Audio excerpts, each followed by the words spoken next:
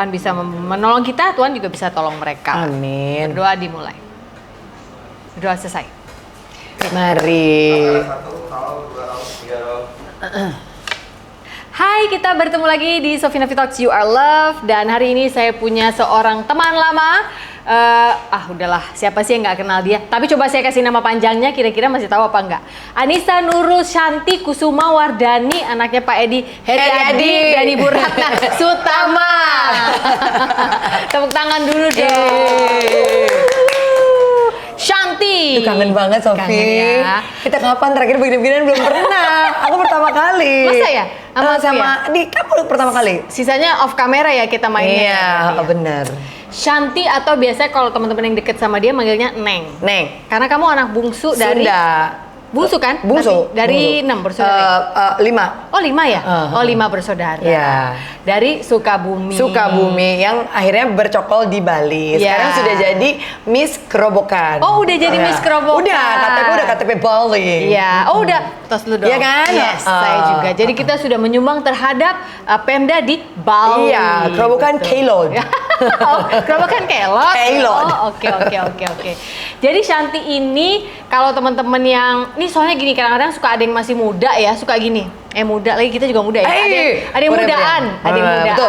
Suka Bagus. gini. Shanti yang mana ya? Pas ditunjukin orangnya baru, oh iya. Oh kasih gitu kan, inget. Gue yang lagi sering dapet kayak gini. Shanti.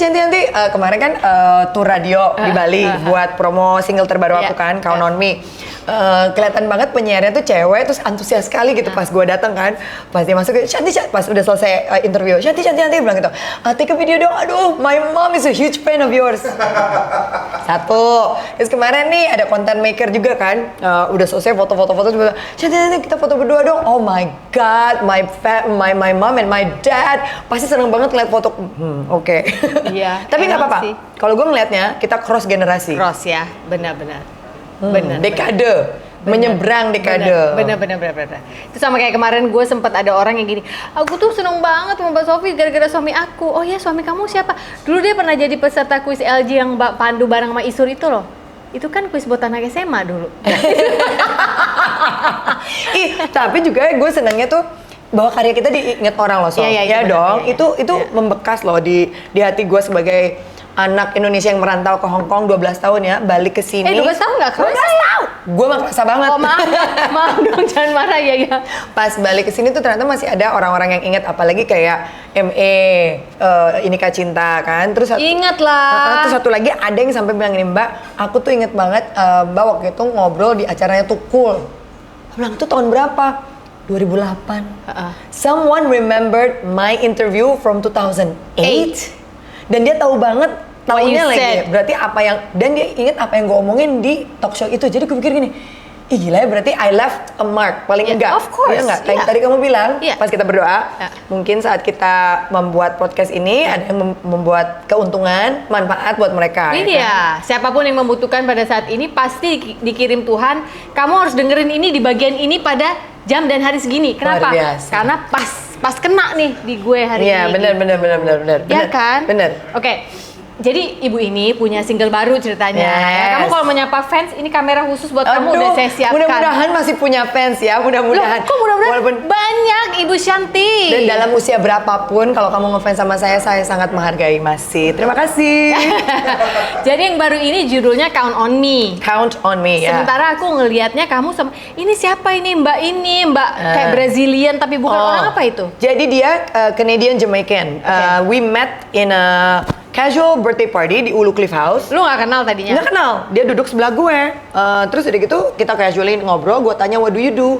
Sama Celia J. Celia bilang, oh I'm a songwriter. Ya udah dari situ ngobrol lanjut. Gue bilang, gue baru balik dari Hong Kong dan baru balik ke Bali. This was last year, 2023? Iya.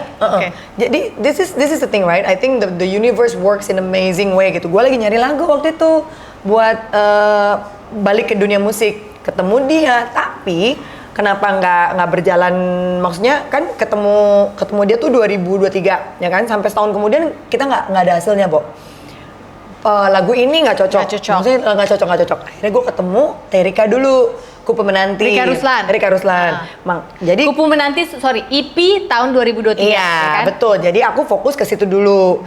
Pada saat si Kupu Menanti rilis sebagai single comebacknya Shanty, nah aku bilang balik lagi ke Cilia. Oke, now I'm ready to continue with our project. Karena waktu itu sempet pause, kan? Sempet break. Nah, si Cilia ternyata she came back with a brand new song. She rewrote the whole song.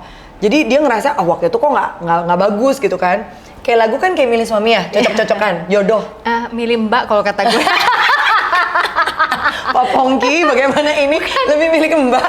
Kalau mbak itu juga lebih susah dari suami loh. Banget, karena tidak ada ikatan nikah kan. Iya. Mereka bisa pergi kapan aja. Ini legenda mbak tuh ya, nggak di Hong Kong, nggak di sini sama aja. Sama aja. Oke, terus dia udah perbaruin tuh lagu. Perbaruin, pas kita dengerin, wah gue langsung lebih ngerasa cocok yang ini. Tapi masalahnya udah sama beatnya waktu itu? Nah beatnya itu tuh ada dari awal sama si DJ Indonesia namanya DJ Soltis. Oh itu Indonesia? Indonesia, semua tuh produksi di Indonesia, Bo. Beatmakernya orang Indonesia. Pas gue dengerin ternyata lebih bagus. Masalahnya adalah Cilia itu suaranya pitch-nya tinggi. Oke. Pokoknya registernya tinggi deh. Gue kan timbre gede. Nah waktu kita nyanyiin bareng itu nggak cocok-cocok, Bo. Nggak kawin gitu. Nggak kawin. Akhirnya kita panggil lah Nancy Ponto untuk menjadi vocal director dan vocal coach kita berdua. Nah dari situ baru tuh workshop lama tuh, Bo. Workshop beberapa bulan baru kawin tuh. Jadi bagian ini, sini bagian Yunis, sini bagian yang ininya layernya gitu. Pas direkam baru kita berdua oke. Ini baru oke. Morin jodohnya Roti akhirnya ya, Morin boleh loh kalau mau kita taruh di sini selain dasar.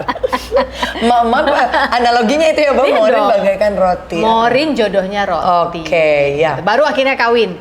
Baru akhirnya. Jadi nggak berarti ya buat teman-teman yang mungkin apa sih maksudnya kawin? Nggak berarti karena si A bisa nyanyi, si B bisa nyanyi, dua-duanya suaranya bagus, terus pas direkam hasilnya bisa kawin. Kadang-kadang bagaikan minyak dan air kan ya. Emang harus dicari not-not tertentu untuk bisa mengawinkan, dan makanya butuh vocal director. Bener. Dan yang kocaknya adalah di bagian lagu ini kan ada kayak Lemino itu kan Jamaican swagger. Iya. Pada Abdi masuk ke bumi swaggernya. Aku mah tak bisa tuh. Tuh bisa Lemino. Tak bisa. Enggak, itu bagian dia. Bagian jadi waktu kita workshop, jadi tadinya si lagu ini adalah buat Shanty seorang. Tapi pas bagian situ, orang tuh bisa. Nggak dapet gitu. Ya kan, if you don't want my love, gue disitunya bisa. Let me know itu bisa tak? Nggak dapet aja. Dia ngajarin gue. Pas dia ngajarin gue bilang, loh, bagusan lu deh nyanyi, udah kita duet aja. Jadi akhirnya proyek duet tak terduga. Oh gitu. Tadinya ini harusnya dia nulis buat gue. Gitu, dia tuh sebenarnya songwriter. She's not a singer performer. Nah, jadi tapi mau dia untuk bagian itu. Akhirnya ada bait dia juga. Akhirnya kamu kasih. Oh iya nih, ada di awal-awal ada bait dia juga. Iya. Bait juga, ada rap juga. Akhirnya gitu bilang, udah ini duet, bukan featuring. Gue bilang gitu. Udah deh, jadi deh Shanty Cilia J, Count on Me. Rekamannya di? Semua ini dia. Ya, I feel like when I moved to Bali, I got the blessing from the island. Why? Because produksi ini gue nggak usah bolak-balik keluar Jakarta, kemana-mana. Semuanya everything was done here. In Bali. Ditulis di Bali, diproduksi di Bali, DJ Soltis, DJ yang main di Bali, engineer-nya Max dari Mercury Studio di Bali, studio rekaman di Bali sampai mastering. Jadi this is a Bali baby single. Bali baby. Ya. Dan ini juga pertama kali aku karya di Bali tuh ini. Ini ya. Baru ini. And how do you feel? I feel like sebenarnya di Bali itu banyak banget resourcesnya. And you can find any other musicians dari luar negeri, dari pelosok dunia. Asal kita mau nyari. Kadang-kadang kita nggak tahu sih ya, kita lagi duduk-duduk di pantai atau duduk-duduk di beach club atau di mana, nggak taunya yang sebelah kita singer-songwriter atau produser atau apa gitu. Kita nggak tahu, tapi Bali itu I feel like it's like a melting pot. International hub banget ya. Kita nggak tahu kadang-kadang malah dia pakai sendal-sendal swallow gitu yang don't judge the book by its sendal. Ya betul. Swallow or not to swallow? Ya, don't judge a book. Itu enaknya tinggal di Bali sih emang. Tapi lo pernah bermimpi nggak tinggal di Bali sebelumnya? Gue dari dulu, Bo. Udah ada mimpi itu? Dari dulu, dari mulai SMA kerja gitu ya, dari mulai dari dulu. Coba. Kita mundur ke waktu lo lahir di Sukabumi dong ya. Lahir Sukabumi. Enggak, lahir di Jakarta. Oh, Jakarta. Cuma kan bisnis orang tua di Sukabumi. Oke. Jadi gue bolak-balik. Jadi sekolah lo udah di Jakarta, ya? Di Jakarta. Tapi selalu bolak-balik ke Sukabumi. Oke. Tapi impian tinggal di Bali itu udah ada dari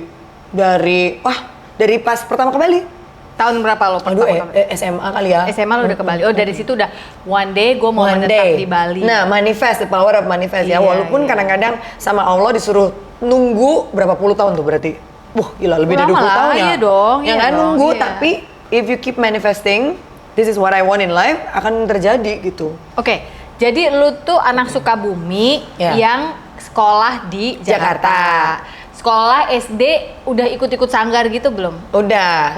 Nari apa? Lebih nari apa? Di sekolah. Iya. Drama, play. Musical play. Berarti lu ada nyanyinya apa? Selalu yang ada nyanyi, selalu ada. Pokoknya yang banci tampil pasti saya ikutan. Oke. Yang di stage gitu, yang nyanyi-nyanyi. Biasanya orang suka mulai jadinya pas SMP, ngeband. Lu termasuk yang itu apa enggak? Band. Ada. Band sekolah lah ya. Band SMP, SMA. Oke. Namanya Pamungkas. Nama bandnya Pamungkas. E-nya gimana? Namanya Pamungkas. Iya. Oke, itu band sekolahan. Itu awal karir bermusik gue karena itu. Jadi Pamungkas. Jadi gue manggung di PL Fair. Kan itu dulu kan kita hits tuh PL Fair. PL Fair kan. Gue sebagai front band si band ini. Gue mengcover lagu Biru dari Pulau Biru Band. Oke. Nah, abis gue nyanyi di panggung, ternyata yang gue nggak tahu anak-anak Pulau Biru melihat gue, nonton gue karena mereka adalah highlight penutup dari si PL Fair itu. Gue inget banget bahwa kalau kita masih bersama, itu Biru kalau nggak salah judul lagunya. Gue turun dari panggung, si anak band Biru nyamperin gue, bilang, lo kidnap ya? Kidnap, Biru lagunya juga. Ya, tapi kan anak-anak potlot. Itu kan geng-geng potlot ya kan. Tiba-tiba gue di anak yang kidnap Katrina itu kan? Tapi bukan. Bukan. Pulau Biru maksudnya. Bandnya namanya Pulau Biru. Iya. Atau Kidnap. Kalau Biru lagunya, penyanyi bandnya Kidnap. Biru, pokoknya Biru. Oke. Ya. Anyway, abis pas gue turun, ada yang nyamperin gue, bilang, lo kayaknya bisa deh serius. Itu pertama kali bahwa ada orang yang bilang bahwa gue bisa menekuni ini secara serius. Oke. Sebelumnya SMP? tuh SMA, pas manggung di PL Fair. Terus gue bilang, masa sih bilang gitu? Yaudah datang aja ke Potlot, dia bilang gitu, kita bikin demo. Udah dari situ, walaupun demo itu nggak langsung diterima, tapi awalnya jadi itu SMA udah main ke Potlot. Udah. Ketemu siapa waktu itu di sana? Nah, gue kan ngefans banget sama Slank tuh, Bo. Nggak ada sebatang itu nggak ada. Gue celingkukan, tapi waktu itu lu berharap dong ketemu. Berharap banget. Oke, kakak lewat kayak nggak ada. Gue waktu itu sama anak-anak Kidnap. Terus udah gitu, tapi demo itu nggak lolos. Nah, dibikinin lagi sama Mas Anang. Jadi dari situ ada kayak rentetannya gitu loh, bahwa one door close, it opens another. Tapi yang intinya adalah gue nggak berhenti. Walaupun udah ditolak, gue lanjut lagi. Tahun berapa ini berarti kita bisa bilang startnya masuk profesional? Pokoknya gue album pertama itu kan keluar tahun 2000, rekamannya 99, 1 tahun. Iya. Oke. Karena baru demo yang ketiga baru keterima. Ya, itu berarti sekitar 99. Iya. Oke. Tapi 2000 lu udah keluar album. Iya. Cepet 2000. Loh itu. 1 tahun, Iya. sama Warner, sama Pak Iman, Sastro Satomo. Halo Pak Iman. Dari Warner itu, dari Potlot itu demo nggak keterima, terus kebuka pintu yang lain, Anang Hermansyah. Apa yang terjadi di situ dengan Mas Anang? Balik lagi ke Warner, dan selalu ke Warner, Bo. Dan tetap ditolak sama Warner, tapi balik-balik ke Warner. Waktu itu kan Anang Krisdayanti, Warner produk itu. Oke. Mas Anang nggak diterima lagi, abis itu bikin lagi sama Mas Erwin Gutawa. Tapi kali ini yang menugaskan atau meminta Pak Erwin itu Mas Iman. Jadi lu bisa dikenalin dengan Erwin Gutawa. Betul. Karena Mas Iman dari Warner yang Music meminta, Indonesia yang meminta. Tapi ujung-ujung yang memproduce album gue yang pertama adalah Teh Meli dan Mas Anto. Aneh kan? Itu aneh banget. Itu kan Aquarius. Aneh. Makanya gue mah bener-bener jalur gue tuh dan kayak ngikut aja gitu perahunya mau dibawa kemana gitu. Dan sebagai seorang Shanty kecil yang waktu itu kan umur berapa ya?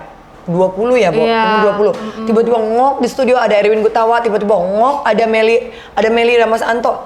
Kan gue tuh, itu gue siapa kok tiba-tiba bisa ketemu dengan mereka ini. Musisi-musisi ini. Keluarlah Hanya Memuji. dengan keluar Marcel. dengan Karena Marcel. Marcel adalah artisnya Warner kan ya? Enggak, Marcel itu terbawa oleh aku. Jadi aku bukan duluan. ya? Enggak, makanya Oh. aku duluan. Oke. Jatuh cinta keluar, hanya memuji keluar. Nah, hanya memuji mau diduetin sama si cowok kribo ini yang dikenalin Temeli. Temeli yang bawa Marcel ke Warner. Padahal Marcel saat itu adalah drummer band yang death metal Oh. banget gitu ya.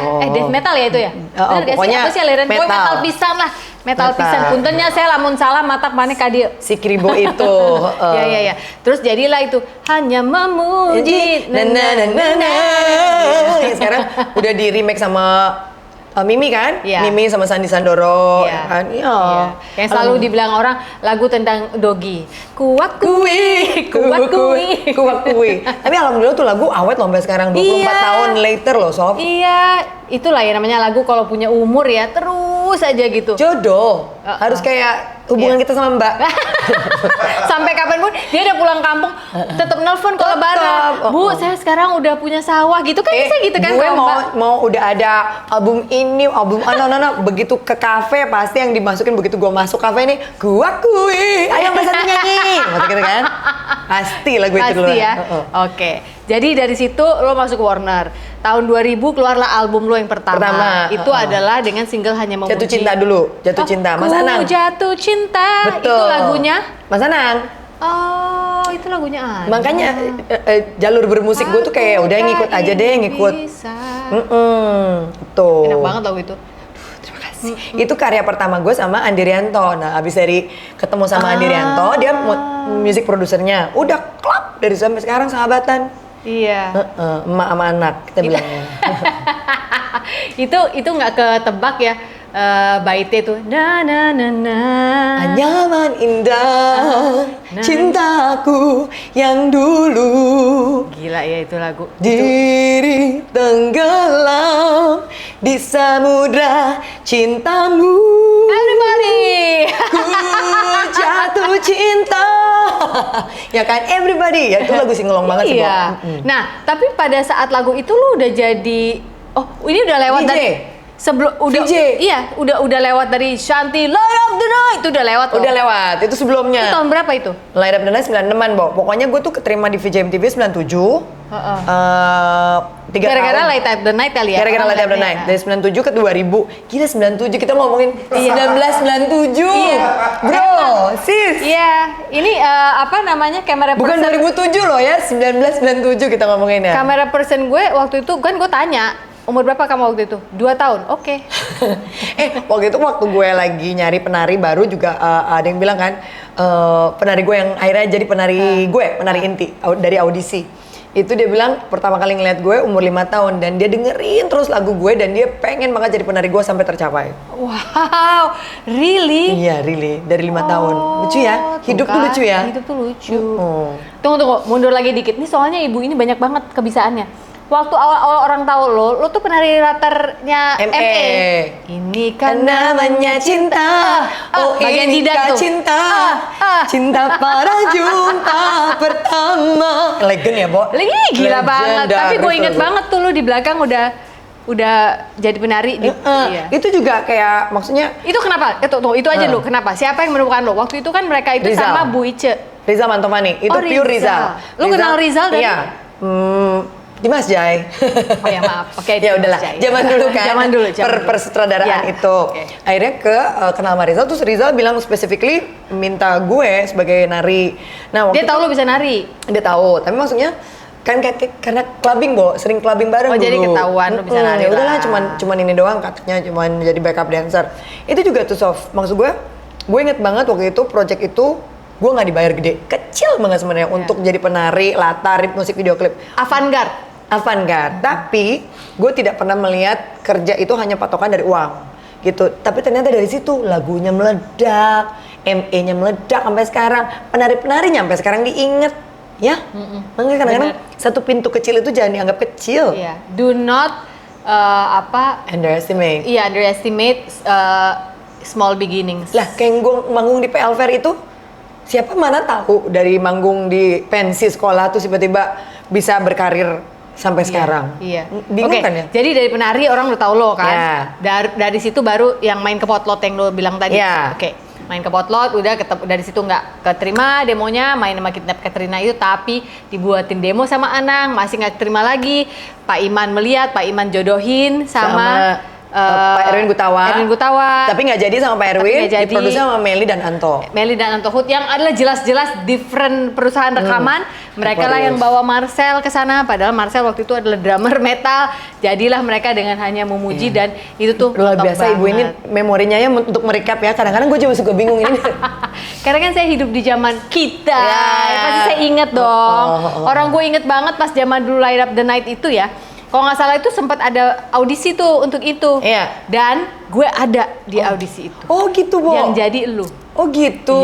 Iya, jadi kemarin pas gue lagi inget lagi, oh iya gitu. Jadi kayak lagi inget itu, oh iya Sof lu juga dulu pernah ikutan ini gitu. Jadi gue mengingat-ingat lagi apa yang terjadi. Lalu satu hal juga ya Sof yang gue pelajarin bahwa nggak ada rezeki yang bukan milik kita. Iya. Kalau gue ngerasa ya itu udah Punya rezekinya lu, gue gitu. bener. Nanti Sofi ambil yang lain gitu kan. Iya. Jadi gue juga nggak pernah percaya tuh kita sirik-sirikan apa sikut-sikutan belakang panggung It's itu just not for you.